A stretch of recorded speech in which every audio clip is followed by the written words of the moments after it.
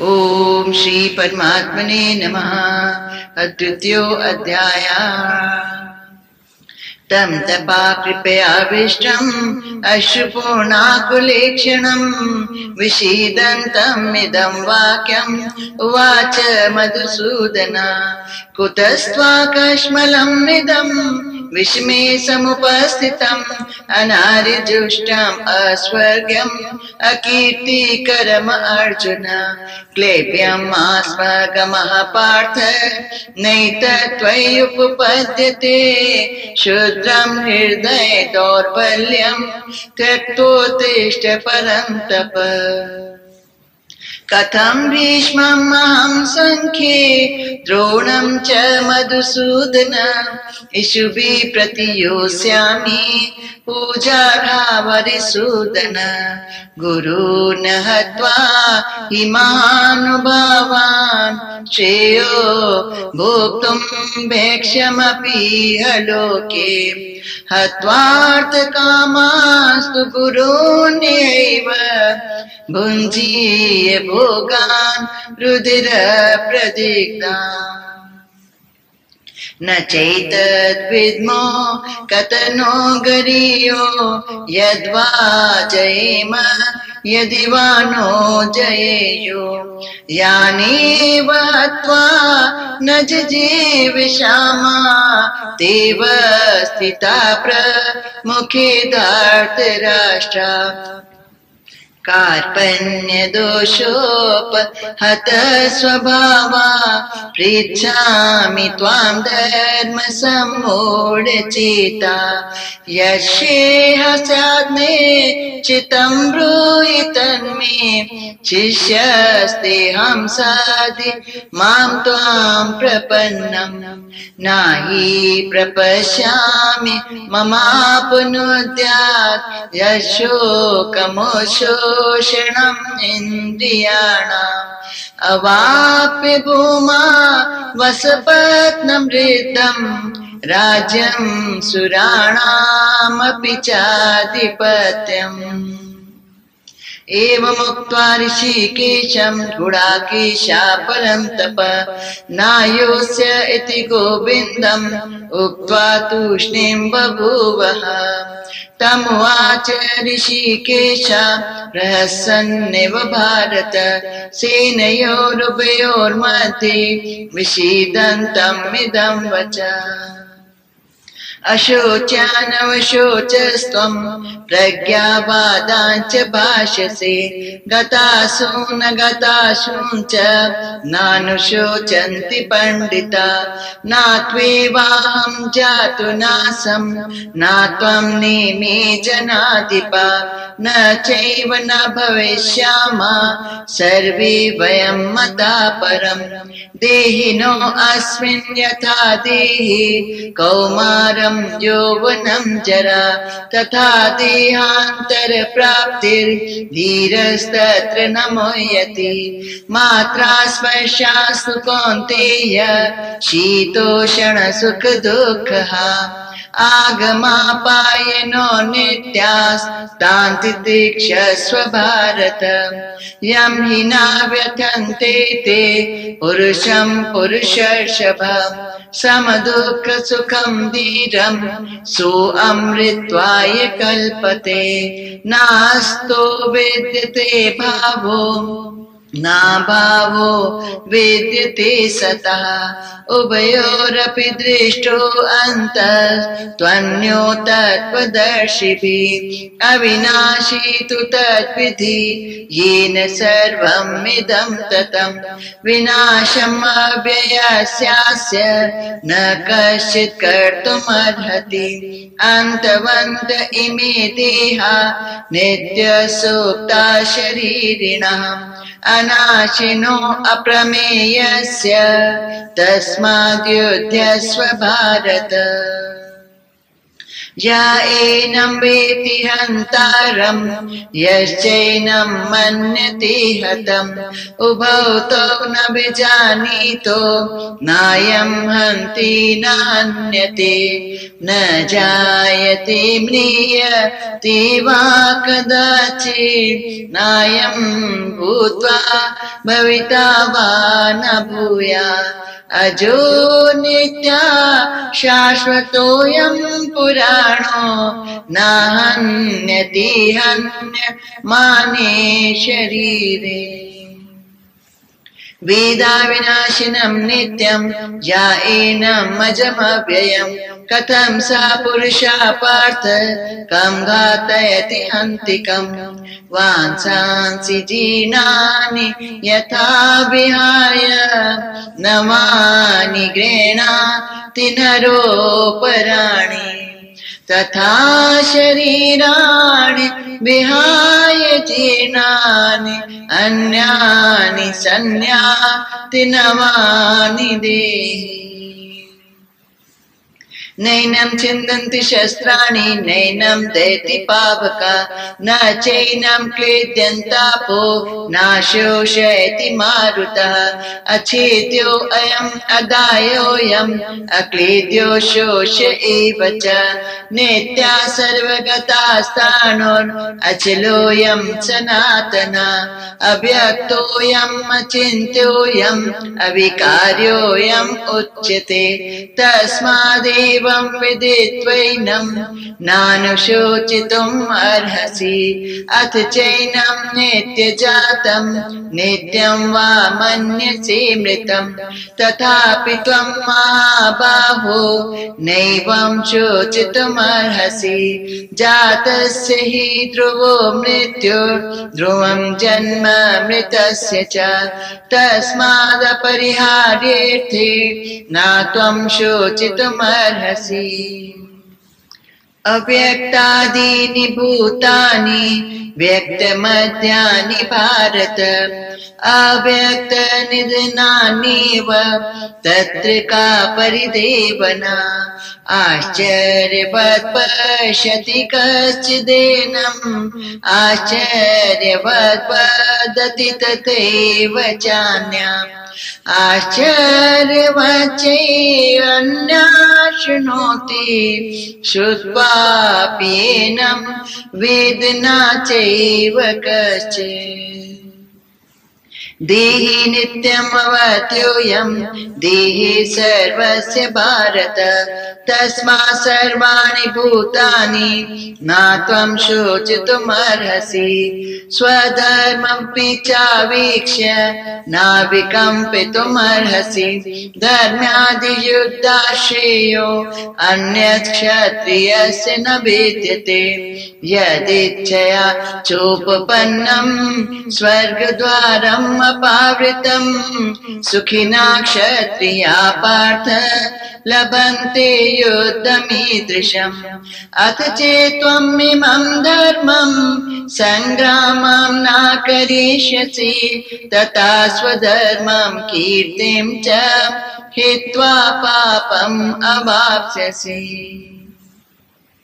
अकीर्तिं चापि भूतानि कथयिष्यन्ति ते अव्ययाम् सम्भावितस्य चाकीर्ति मरणादतिरिच्यते भयाद्रणादु पुरतं मन्स्यन्ति त्वां महारथा येषां च त्वं बहुमतो भूत्वा यास्यसि लाघवम् अवाच्यवादान् च बहून् वदिष्यन्ति तवाहिता निन्दन्तस्तव सामर्थ्यं ततो दुःखतरं नुकम् हतो वा प्राप्स्यसि स्वर्गं जित्वा वा भोक्ष्यसि महीम् तस्मादुत्तिष्ठ कौन्तेय युद्धाय कृतनिश्चया सुख दुखे समे कृत्वा लाभालाभौ जयाजयो ततो युद्धाय युज्यस्व नैवं पापम् अवाप्स्यसि एषा ते अभिता सांख्ये बुद्धिर्योगे त्विमां शृणु बुद्ध्या युक्तो यया पार्थ कर्मबन्धं प्रहास्यसि नेहा विक्रमनाशोऽस्ति प्रत्यवायो न विद्यते स्वल्पमप्यस्य धर्मस्य त्रायते महतो भयात् व्यवसायात्मिका बुद्धि रेकेह पूर्णं बहुशाखाये अनन्ता च बुद्ध्यो अव्यवसायिनाम् यामिमां पुष्पितां वाचं प्रवदन्ते अविपश्चिता वेदवादरता पार्थ न अन्यदस्तीति वादिनः कामात्मानः स्वर्गपरा जन्म कर्म फलप्रदां क्रिया विशेष बहुलां भोगैश्वर्यगतिं प्रति भोगैश्वर्य प्रसक्तानां तया अपृतचेतसां व्यवसायात्मिका बुद्धि समाधौ न विधीयते त्रैगुण्य विषया वेदा निस्त्रैगुण्यो भवार्जुन निर्द्वन्द्वो नित्य सत्त्वस्थो निर्योगक्षेम आत्मवान् यावानर्थ उदपाने सर्वतः संप्लुतोदके तावान् सर्वेषु वेदेषु ब्राह्मणस्य विजानता कर्मण्येवाधिकारस्ते मा फलेषु कदाचन मा कर्मफलहेतुर्भू मा ते सङ्गोऽस्तु अकर्मणि योगस्थः कुरु कर्माणि सङ्गं त्यक्त्वा धनञ्जय सिद्ध सिद्धयो समो भूत्वा समत्वं योग उच्यते दूरेणेऽवरं कर्म बुद्धियोगात् धनञ्जय बुद्धौ शरणम् अनवेच्छ कृपणा फलहेतवा बुद्धियुक्तो जहातीह उभे सुकृत दुष्कृते तस्मात् योगाय युज्यस्व योगः कर्मसु कौशलम् कर्मजं बुद्धियुक्ता हि फलं त्यक्त्वा मनीषिणा जन्मबन्ध विनिर्मुक्ता पदं गच्छन्ति अनामयम् यदा तेह मोह कलिलं बुद्धि व्यतितरिष्यति तदा गन्तासि निर्वेदं श्रोतव्यस्य श्रुतस्य च श्रुतिवे प्रतिपन्ना ते यदा स्थास्यति निश्चला समाधावचला बुद्धिस्तदा योगम् अवाप्स्यसि स्थितप्रज्ञस्य का भाषा समाधिस्तस्य केशव तितधि किं प्रभाषेत किमासीत व्रजेत किम् प्रजहाति यदा कामान् सर्वान् पार्थ मनोगतान् आत्मन्नेवात्मना तुष्टा स्थितप्रज्ञस्तदोच्यते दुःखेष्व अनुद्विग्नमना सुखेषु विगतस्पृहा वीतराग भय क्रोधा स्थितधीर मुनिरुच्यते या सर्वत्रानभिस्नेहा तत्तत् प्राप्य शुभाशुभम् नाभिनन्दति नाद्वेष्टि तस्य प्रज्ञा प्रतिष्ठिता यदा संहरते चायं कूर्मो अङ्गानीव सर्वशः इन्द्रियाणि इन्द्रियार्थेभ्यस्तस्य प्रज्ञा प्रतिष्ठिता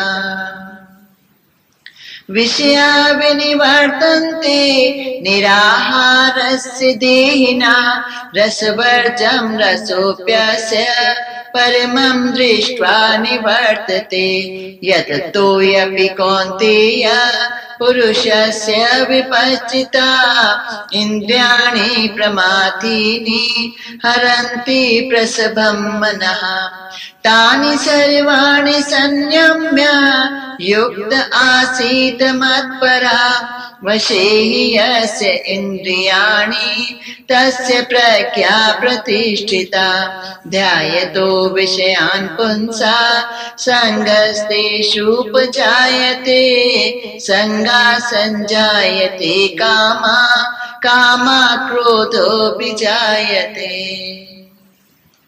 क्रोधात् भवति सम्मोहः सम्मोहात् स्मृतिविभ्रमः स्मृतिभ्रंशात् बुद्धिनाशो बुद्धिनाशात् प्रणश्यति रागद्वेषवियुक्तैस्तु विषयानेन्द्रियैश्चरम् आत्मवशैर्विधेयात्मा प्रसादम् अधिगच्छति प्रसादे सर्वदुःखानां हानिरस्योपजायते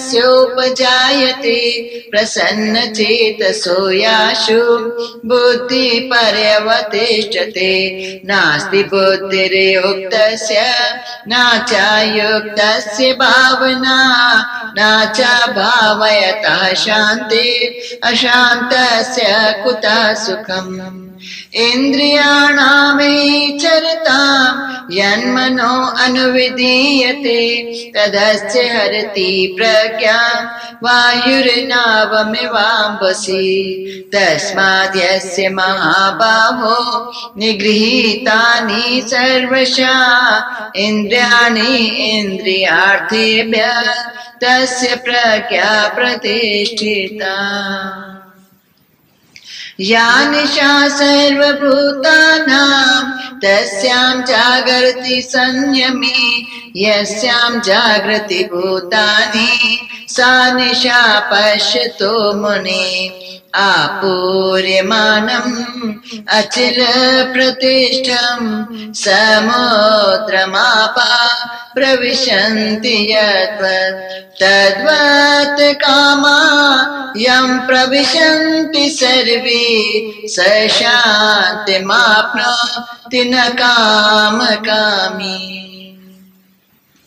विहाय कामान्या सर्वान् पुमान् चरति निःस्पृहा निर्ममो निरहङ्कारात् स शान्तिमधिगच्छति एषा ब्राह्मी स्थितिः पार्थ नैनां प्राप्य विमुह्यति स्थित्वा स्यामन्तकालेऽपि ब्रह्मनिर्वाणमृच्छति ओम तत्सदिति श्रीमद्भगवद्गीता सूपनिषत्सु ब्रह्म विद्यायां योग शास्त्रे श्री कृष्ण अर्जुन संवादे सांख्य योगो नाम द्वितीयो अध्यायः हरि ओम तत्सत् हरि ओम तत्सत् हरि ओम तत्सत् श्री कृष्णा अर्पणम् अस्तु शुभं भूयात् वसुदेव सुतं देवं कंसचानूरमर्दनं देवकी परमानन्दं कृष्णं वन्दे जगद्गुरुम्। जिस स्थिति को प्राप्त करके ब्रह्म जो कि हमारा निर्वाण पद है, निर्वाण माना जिसमें हमारे अंदर वाणी नहीं होती, शब्द नहीं चलते हैं, वो जो हमारे अंदर ही एक ऐसा स्थान है जहाँ वाणी नहीं होती, ऋच्छति, उसको प्राप्त कर लेता है। कौन प्राप्त करता है? जो पहले अध्याय वाले शोक को,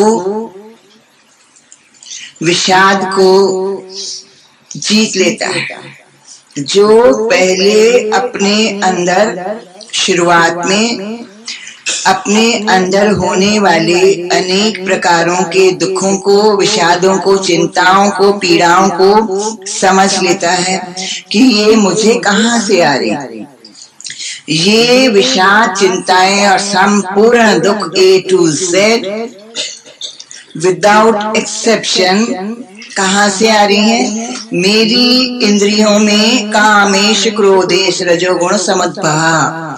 मेरी इंद्रियों में ये सब है, कामनाएं, इच्छाएं, रजोगुण को लेकर के।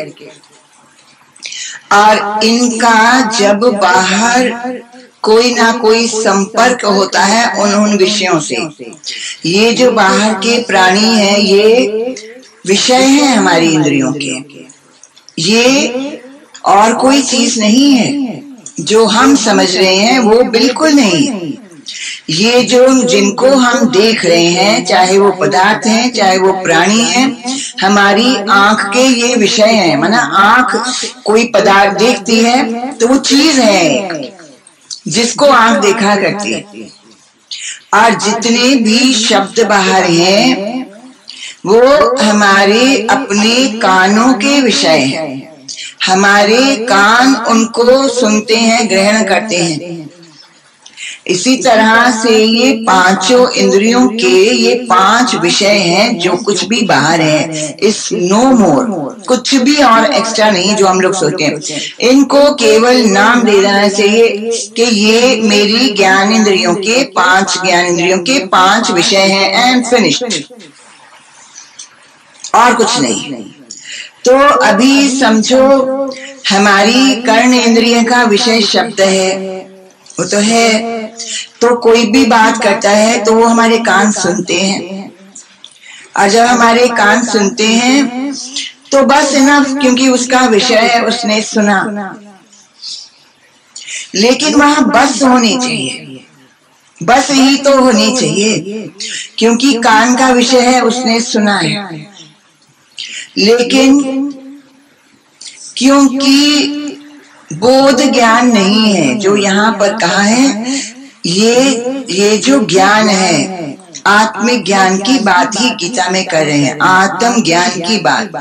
क्योंकि आत्म ज्ञान नहीं है, इसलिए सारे के सारे खेल हम खराब कर रहे हैं, सिर्फ बिकॉज हमको आत्मज्ञान नहीं है। और ये आत्मज्ञान क्या है? तो वो आत्मज्ञान यहाँ दूसरे अध्याय में भगवान श्री कृष्ण अपने भक्तों को, हम लोगों को बता रहे हैं कि आत्मज्ञान क्या है।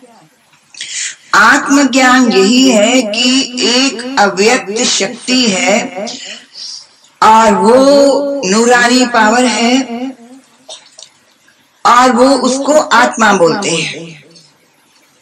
और वो आत्मा जब कोई भी शरीर स्वीकार करती है, कोई भी फॉर्म, इट कैन बी, चलो उसने एक फॉर्म ले ली एप्पल की, उस आत्मा ने आत्मज्ञान, आत्मबोध, समझ आ गई, बोध हो गया, पक्के हो गए, बात ही क्लियर हो गई कि ये एप्पल इज अ फॉर्म।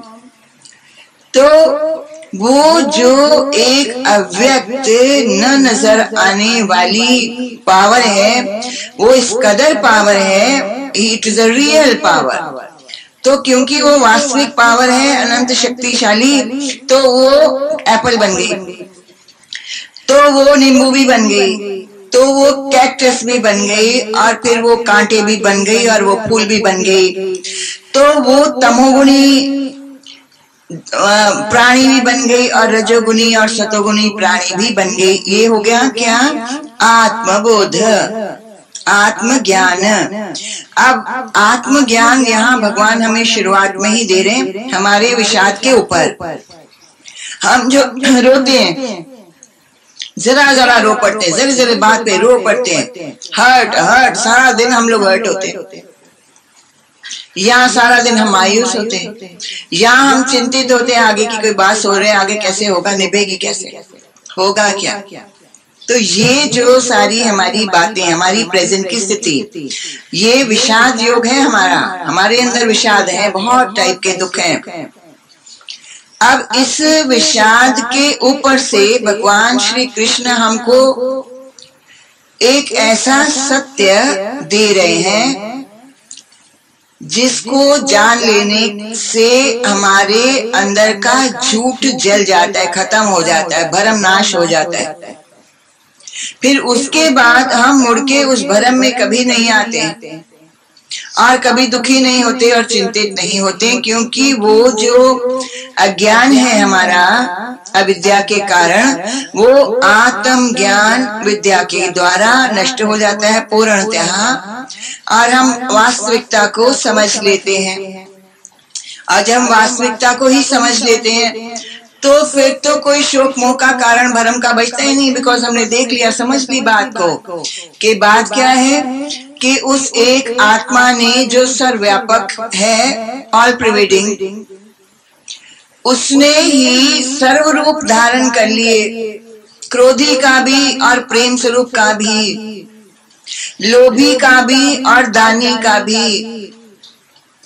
उसी ने एक धर्मात्मा का और एक पापी का रूप धारण कर लिया है। इस तरह से उस एक शुद्ध स्वरूप आत्मा ने, सर्वशक्तिमान सर्वसमर्थ उस पावर ने अनंत ऑपोजिट स्वरूप धारण कर लिए हैं, और इस तरह से वो लीला हो रही है। जिसको ये तत्व बोध हो गया, तात्विक ज्ञान हो गया, वो मुड़ के मोहित नहीं होता। उसके बाद कभी भी भ्रम संशय में नहीं आता कि फलाने ने ये क्यों मना किया, फलाने ने ऐसा क्यों किया, कोई नहीं आता। क्यों? क्योंकि आत्मबोध हो गया, अंदर ही अंदर, बोलता नहीं है, निर्वाण पद है ये। इस ज्ञान में जो बोलते हैं ज्ञान वो हल्के होते हैं, नहीं समझे तभी तक बोलते हैं, और जो ज्ञान समझते हैं आत्मज्ञान में निर्वाण उनका बढ़ता चलता है, वो नहीं बोलते हैं ज्ञान, क्योंकि ये ज्ञान तो हमें चुप करा देता है, निर्वाणी में ले आता है, तो बोलेंगे कैसे। और जब तक हम लोग ज्ञान बोलते हैं तब तक हमारे अंदर अज्ञान है, मिश्रित है। ज्ञान आ गया क्योंकि गीता पढ़ रहे हैं, तो भगवान कृष्ण का मत भी हमारे अंदर आया है, और हमारे अंदर टोटल अज्ञान भी पड़ा है। इस तरह से मिश्रण हो गया, और इस मिश्रण के कारण ही अशब्द इज पॉसिबल। जब तक हम बोलते हैं मगर माना अज्ञान मौजूद है, क्योंकि जो प्योर गोल्ड है उसमें ज्वेलरी नहीं बनती। जब उसमें खोट मिक्स करते हैं तो ही वो ज्वेलरी बन पाती है। इसी तरह इस शुद्ध ज्ञान में जिसको पवित्र ज्ञान हो गया, समझ में आ गई, उसके अंदर शब्द नहीं बनेगा। ये तो उसमें जब तक खोट होगा, अविद्या ज्ञान के कारण से उस खोट को लेकर के ही शब्द बनेगा। इसीलिए बोलने की विद्या ही नहीं है। इसीलिए जो ज्ञानी पुरुष होते हैं, जो आत्मा समझते हैं और चुप करते हैं कि भाई ये हो तो आत्मा से रहा है, तो मैं अपना मत्था क्यों फटता हूँ, क्यों नहीं मैं धीरज और सब्र कर लेता कि भाई आत्मा से ये हुआ और आत्मा से ही वो और आत्मा से ही आगे, तो मैं ही सब्र कर लेता हूँ, मैं ही धीरज करके बैठ लेता हूँ। इस तरह से जो आत्मबोध को पकड़ पाते हैं वो तो फिर अपने अंदर ही चुप करते जाते हैं, शांति अपने आप को कराते जाते हैं, अपने आप को स्थिर कराते जाते हैं कि तुम चुप करो भाई। जब आत्मा की लीला है सामने आत्मा की, तो इस ढंग से तप करेगा जो यहाँ बताए, सारे तप बताए, साधना बताई है। जो ऐसा ऐसा करेगा उसको ये निर्वाण पद यहीं पर इसी जन्म में इसी देह में मिल जाएगा, और वो अपने परमानंद को प्राप्त कर लेगा। और ये कब बताया भगवान कृष्ण ने?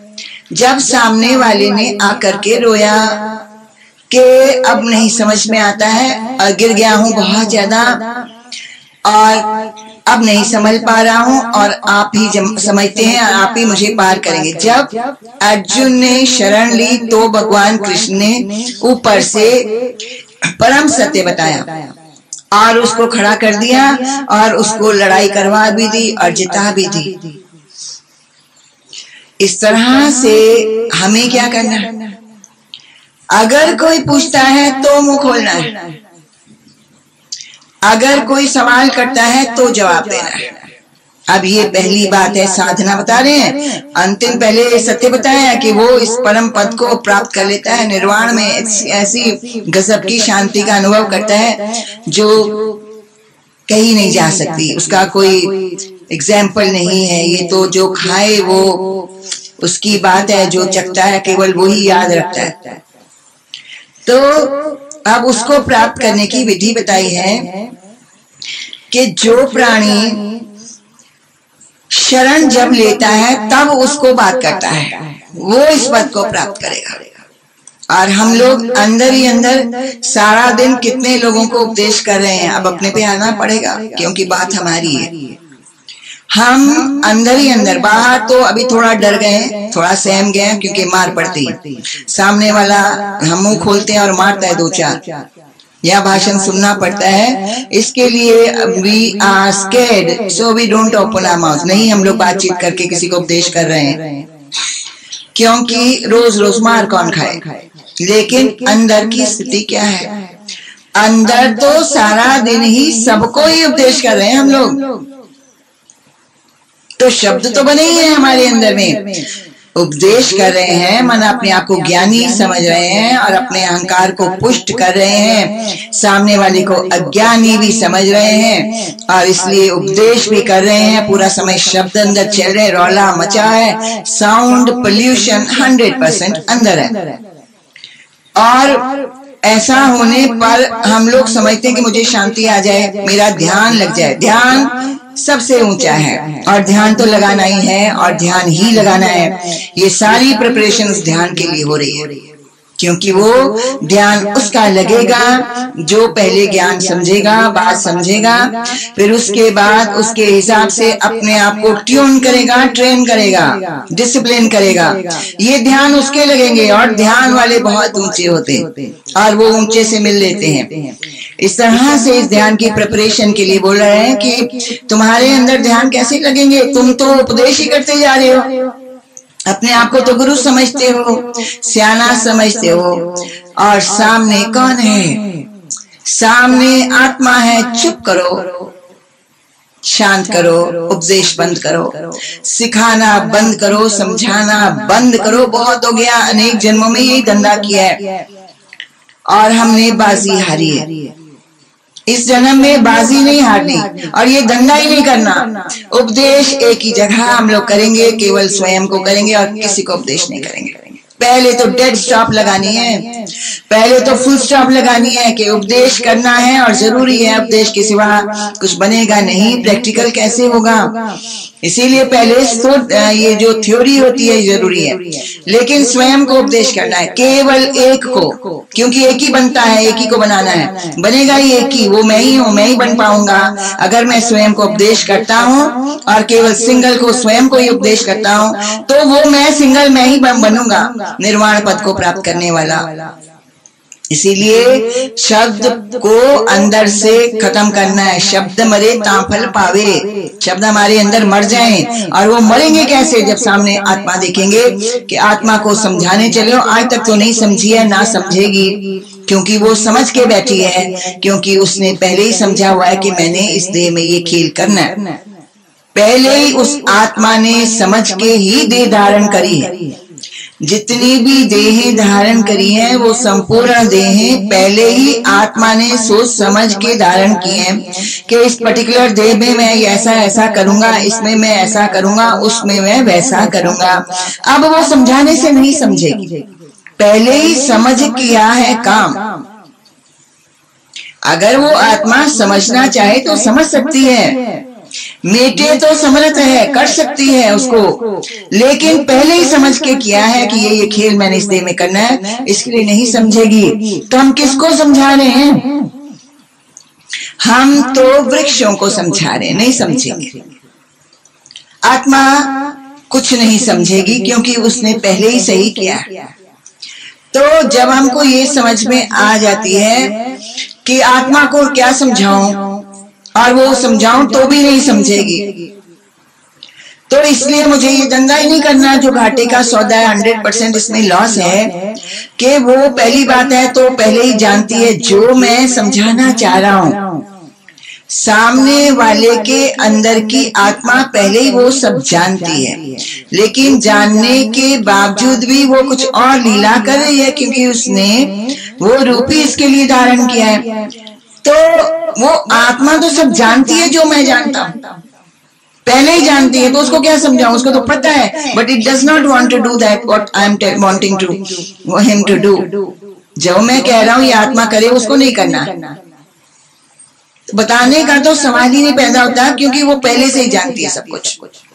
जब हमको आत्मबोध होता है इस तरह से, तो हम सिखाना समझाना बंद करते हैं, बोलना बंद करते हैं, और इस तरह से हमारे अंदर जो एनर्जी है, हमारी शक्ति, एक ही पावर है, वो चेतना शक्ति हमारी प्रिजर्व होती है।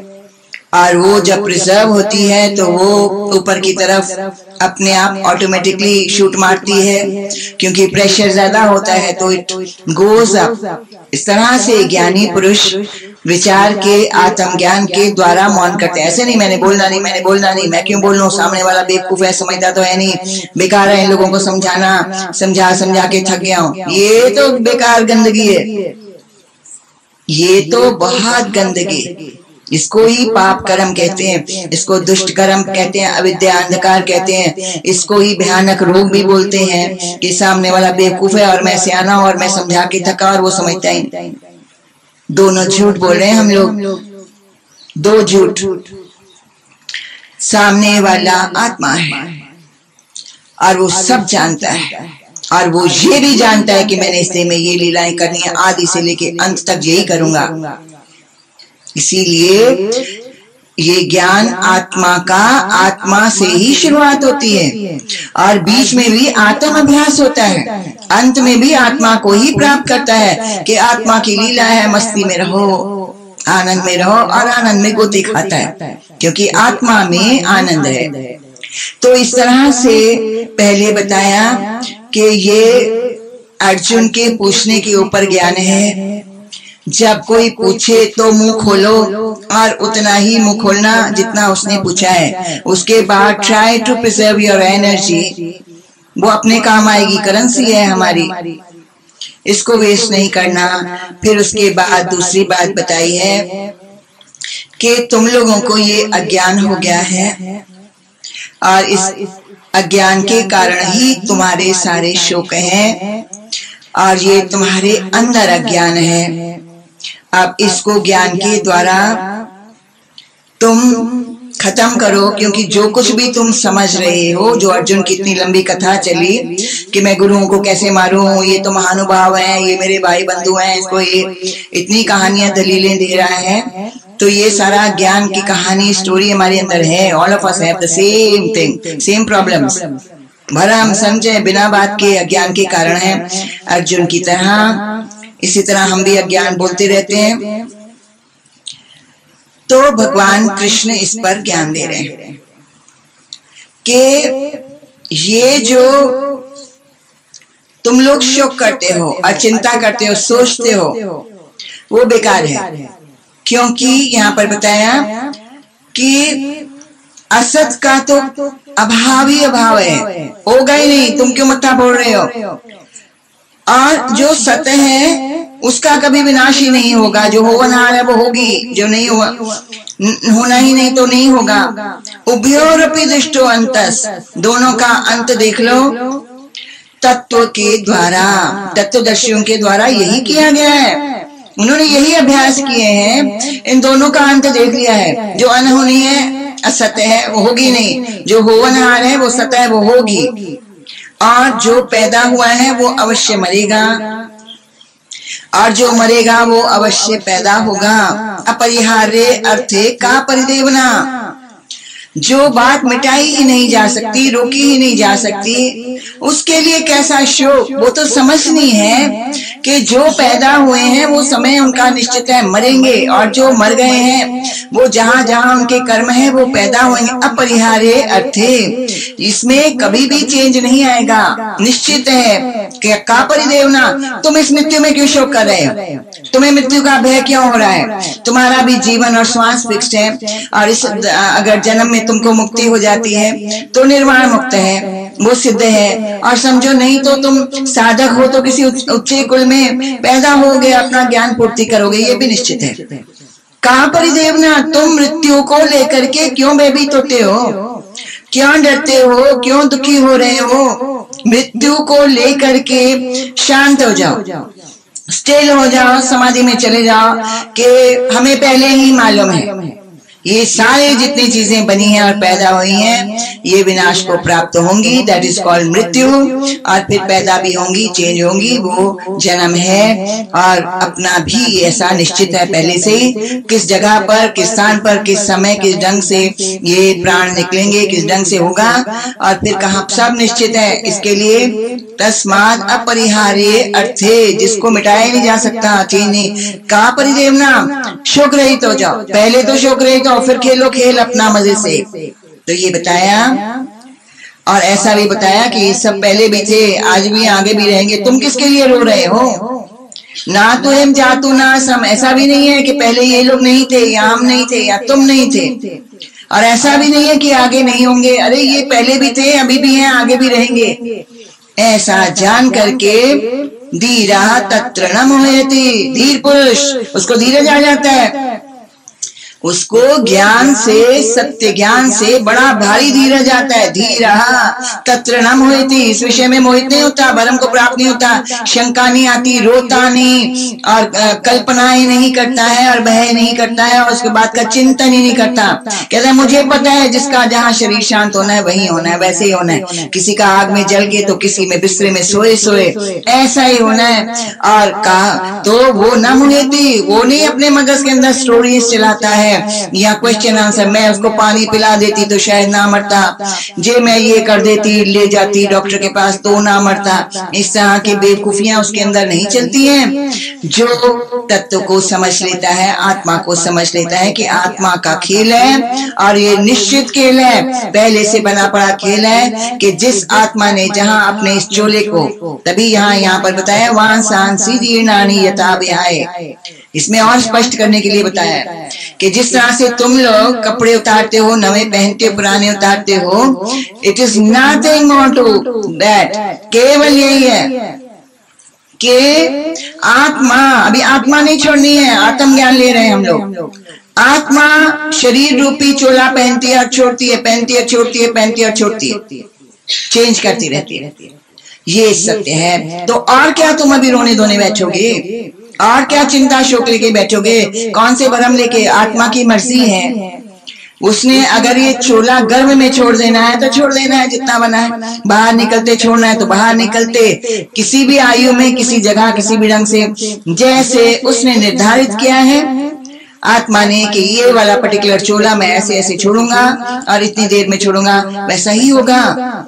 इसलिए अपरिहार्य अर्थे का परिदेवना, अब तुमको क्या उसमें शोक करने की जरूरत बच गई? तो नाम है तो उसको धीरज आ जाता है, ज्ञानी को बड़ा भारी धीरज आता है, वो ऐसा रिलैक्स होता है, विष्णु बनता है, ऐसा सोता है, पसर के बोलता है ये तो होमनार है, ये तो आत्मा ने चोले पहने और छोड़ने, पहनने और छोड़ने, ये तो कहानी चलेगी, रिलैक्स हो जाता है।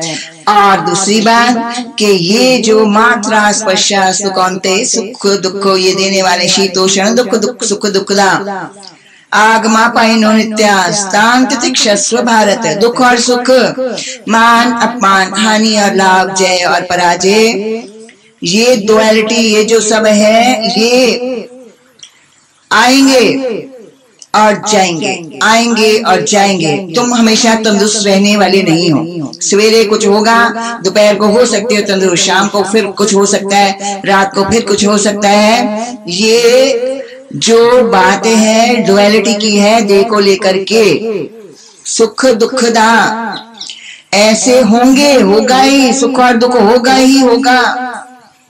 इसलिए फर्स्ट रिलैक्स, और पहले अपने आप को ज्ञान देना है कि ये होगा बॉडी में, चाहे मानसिक लेवल पे पर होगा,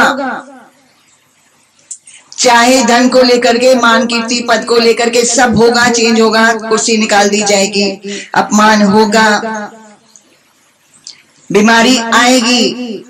पहले ही समझा लो अपने आप को, ये आगमा पाई नहा, ये आने और जाने वाले नहीं, चले भी गई बीमारी फिर आ जाएगी, डोंट वरी, ये समझ लो, जैसी वस्तु वैसी जानो, जैसी वस्तु है, वस्तु कैसी है, ये चेंजेबल, वस्तु चेंजेबल है, ऐसी जान लो। कैसा होगा, कल मैं एकदम हट्टा कट्टा था, आज मैं बिस्तर में पड़ा हूँ, ऐसा होगा, और फिर मैं ऐसा तंदुरुस्त हो गया कि जैसे जवानी में भी नहीं था, ऐसा होगा, तुम्हारे संकल्प की बात है। अगर तो विश्वास होता है परमात्मा पे, दृढ़ संकल्प होता है, तो बिल्कुल इतना बड़ा चक्कर जीरो होके गणपति जी का समझ लेना कि कैसे प्रदक्षिणा होती है और कैसे सारा चक्कर खत्म होकर के विजयी भवा विजयी होता है। तो वो हमारे लिए ही सारे एग्जाम्पल्स हैं कि चक्कर मार के फिर विजयी हो जाता है, फिर उसका कुछ नहीं होता।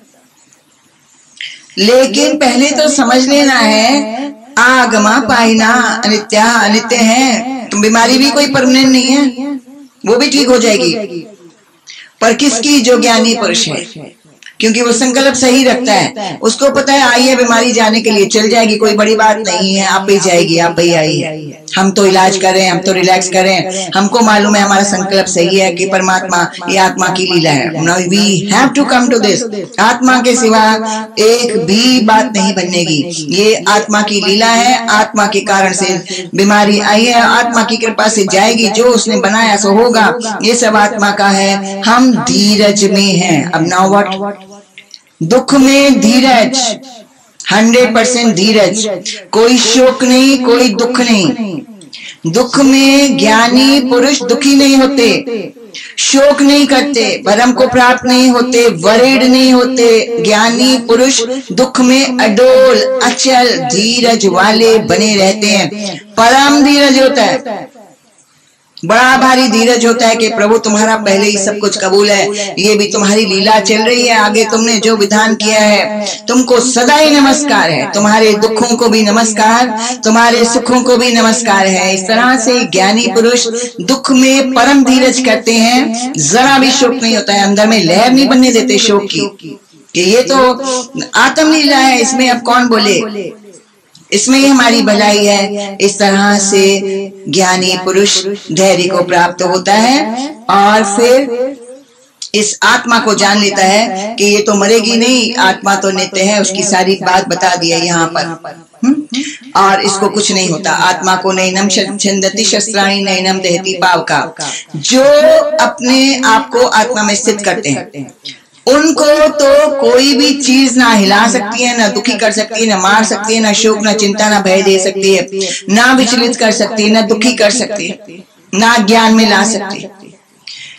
आत्मा का ज्ञान जिसने खुद को घोट के पिला दिया वो तो परम सुख में आ गया, और उसको फिर चाहे सारे चले जाएं या अनंत आ जाएं, या सब मर जाएं या अनंत पैदा हो जाएं, प्लस होता रहे या माइनस, उनको कुछ नहीं होता। इनको कोई भी टच नहीं करता है, इसको किसी चीज का असर ही नहीं होता, ना किसी वर्ड का। वो कहता है आत्मा बोल रही है, बोलने दो। केवल आत्माकार को शब्दातीत अवस्था प्राप्त होती है, उसको टच नहीं करते शब्द। वो कहता है आत्मा की लीला है, गाली है तो आत्मा की लीला है, और कीर्ति है तो भी आत्मा की लीला है। पर उसको दोनों में मीनिंग केवल एक ही है कि आत्मा की लीला है, द्वंद्वातीतः। ये आत्मा को एक वरदान है कि उसको कोई दुख नहीं आता, उसको कोई नहीं हिला सकता, कोई कष्ट नहीं दे सकता, उसको कुछ नहीं होता है, इसको असर ही नहीं होता। इसीलिए तुम आत्मा में स्थित रहो और इस तरह से आश्चर्य देखोगे, क्योंकि ये आश्चर्य में आत्मा है। इसमें तुमको बहुत सारे अचरज दिखने में आएंगे कि कैसे संकल्प सही है तो बात बन जाती है, कैसे हम अकट्ठा होते हैं तो खेल बन जाते हैं। बहुत सारे न देखे हुए खेल, न देखे हुए आश्चर्य, बड़े प्लीजिंग प्लेजेंट सब देखने को मिलेंगे, अनुभव में आएंगे। इसके बाद भगवान कृष्ण ने यहाँ पर बताया कि तुमको तो अपनी लड़ाई लड़नी है, और अगर तुम अपनी लड़ाई नहीं, धर्म युद्ध जो पहले अध्याय में बताया, कुरुक्षेत्र बना लिया, अब धर्म क्षेत्र बनाना है वापस, और इसको लड़ना है, प्राप्त करना है, विजयी होना है। तो अगर तुम नहीं करोगे तो अपने दुश्मन बनोगे और फिर जन्म मरण के चक्की में पिसते रहोगे और हमेशा दुखी सुखी होके रोते रहोगे। मरोगे तो भी रोगे कि मैं मर रहा हूँ, पैदा होके भी तुम रोके पैदा होने वाले कि अभी मुसीबतें झेलनी पड़ेंगी। तुम रोते ही रहोगे, मरने में जीने में तुम रोने वाले हो। इसीलिए अपनी लड़ाई लड़ लो। आत्यत्वमिमं धर्मम संग्रामम ना करिष्यसि, अगर तू नहीं करेगा ये धर्म संग्राम, तथा स्वधर्मम, अपना धर्म गया तेरा आत्मा का, नहीं तो आत्मिक धर्म में आएगा। तू पराये धर्म में पड़ा रहेगा। देह तो आत्मा ने धारण करी है, वस्त्र है उसका, उसने अपने हिसाब से करी है, कहीं छोटा कहीं मोटा, कहीं काला कहीं चिट्टा, कहीं टेढ़ा कहीं साबुत। तो तू क्या करेगा? तथा स्वधर्म, अपने धर्म को भी तू खत्म कर देगा, आत्मा के धर्म का पालन ही नहीं कर पाएगा। कीर्तिम चहित्वा, कोई नहीं तुमको मान देने वाला है, चाहोगे लेकिन मिलेगा नहीं। पापम वापसी, अगर तू ये धर्म संग्राम नहीं करता है तो तुम जितने भी कर्म करोगे वो पाप से युक्त होंगे। द्वेष होगा, द्वेष होगा, नाम रूप होगा, अंदर में मैल होगी, सब होगा। पापम वापसी, ढेर पाप इकट्ठे करोगे रोज के रोज। अगर तुम इस धर्म युद्ध को नहीं लड़ते हो तो अकीर्ति भी होगी, धर्म नष्ट होगा, आत्मा का पाप को प्राप्त करोगे, और इस तरह से तुम्हारी निंदा निश्चित है। और इसीलिए तुम इस धर्म संग्राम को कर लो। तो इसमें लड़ते हुए हतो वा प्राप्स्यसि स्वर्गम, अगर तुम मर जाते हो, शरीर पात हो जाता है, तो भी स्वर्ग मिलेगा। अच्छा कुल, ऊंचा ये, ऊंचा वंश, ऊंचा अच्छा अच्छा अच्छा सब मिलेगा।